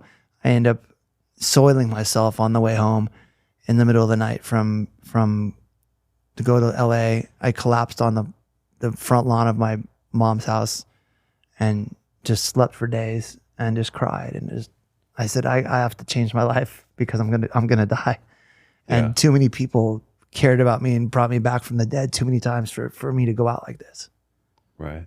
It feels like it's pretty clear that you're here for a big reason. I don't know what that is, but it goes to the title of this podcast, right? And I don't know. We'll figure it out. Well, I can tell you right now that just what you were just talking about is part of the reason why you're still here, because there are going to be people that are watching this podcast and they're going to learn something and it's going to help them moving on. And even if it's, we talked about this before too, even if it's just the one person, right, that you capture and change their life. Well, we should put my Instagram information. Sure. On this. We will. For the somehow. Absolutely. Absolutely. Everyone can message me and friend me, and I'm happy to.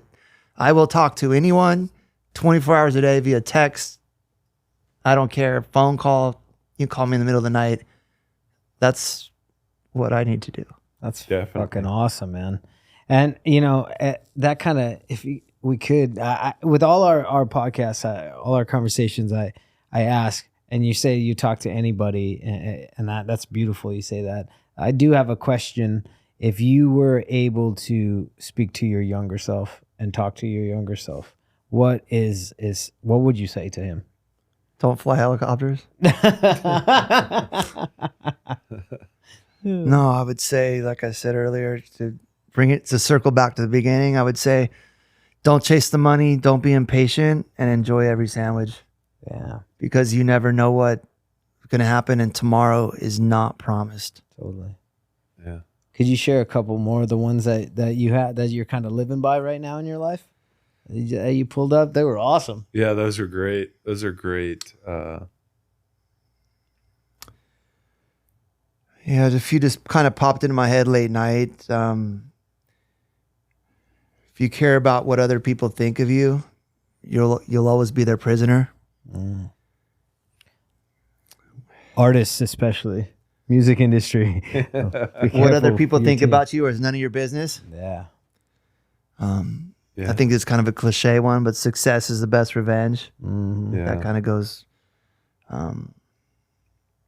My dad, this was from my dad. It's better to stay silent and let them think you're a fool and open your mouth and remove all doubt. I'm definitely guilty of that one. Yeah, me too. Many times, Kim just looked at me and she just, just shut the fuck up. Natine said, that's what we have, 2 ears and 1 mouth. Right. Right. Yeah.